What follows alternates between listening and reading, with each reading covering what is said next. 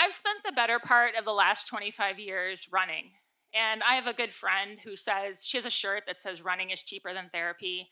And I can tell you that me, along with my two therapists, definitely agree with her that it is good for me to live a life that at least 5 to 6 days a week is in motion. And about a year ago, I found myself in a CrossFit class because getting stronger seemed to be key to getting faster. And I was bent over doing a deadlift, and I realized that I had possibly injured myself. And so I also couldn't walk up and down the stairs in my apartment. And I just came to the sort of acceptance that all of these miles and all of these years on the run maybe had impacted and started to wear away at my hip. And I maybe, worst case scenario, would need a hip replacement. And so I ended up getting an MRI, and I had a surgical consult.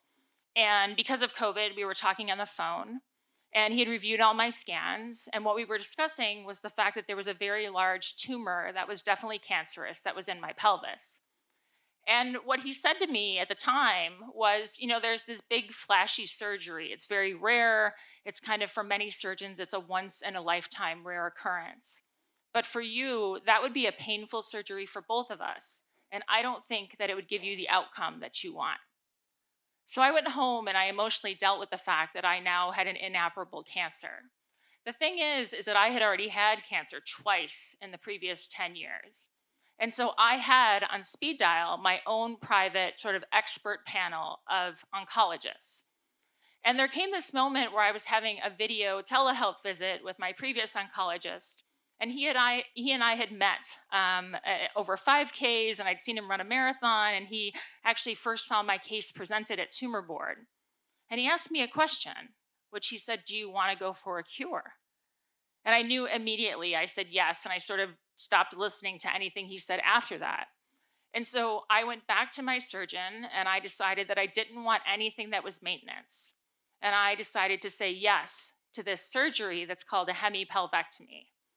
The thing is that he and I had met 2 years prior. For the past 10 years, I'm always watched every 3 to 6 months. I'm never far from a scan, and I'd had a previous irregularity. And they'd done some tissue samples, and they said, go on and live your life. But what must have happened in that 15 minutes when I introduced myself to him as a patient, I'm sure that I said, "Hey, did you know that I just signed up for CrossFit? And let me tell you about these races that I've done and how fast I've gotten and all of these things."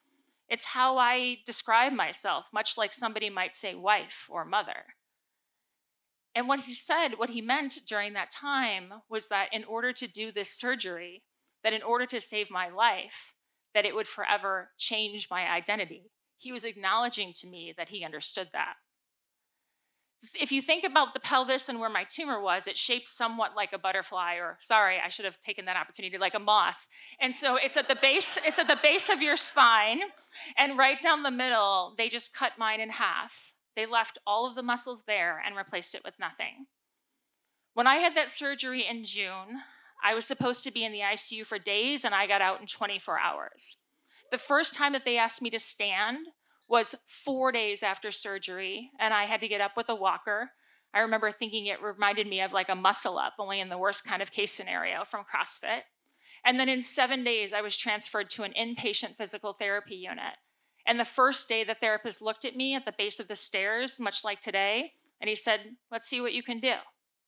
I asked for more therapy on weekends, and eventually, about a month later, I wheeled myself out of the hospital to meet the surgeon again. And when we were talking, I was showing off how nicely my scars were healing, and they were saying, "This is the best possible outcome that we've ever seen and that we could have hoped for." And I asked him to remind me. I said, "So what are my limits, or what should I be worried about?" And he said, "Well, you can't ever run again, and there's no high impact, nothing that's extremely weight bearing." And he looked at me and he said, "But beyond that, you get to define what's possible." And so I wheeled myself out because I was excited I was going home.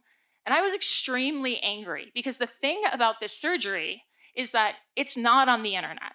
You can Google it. You can look on, whatever hashtag you want to include, or Twitter, or I did a brief look on Snapchat or whatever else, Google Face, whatever it is these days. I even looked back in medical journals, and there simply is no evidence of someone after surgery thriving. And so what I realized is that I was looking to him to figure that out. And in the coming months, I've since figured out that I've always remained an athlete, that people looked at me and they instantly knew that I could walk with canes like this just after 2 weeks because my arms were already strong enough. And I've already done adaptive rock climbing, and just the other day, I tried a triathlon clinic. And what I now know is that I will always be an athlete, but the thing that will change is the next time somebody Googles internal hemipelvectomy, what they'll find is me.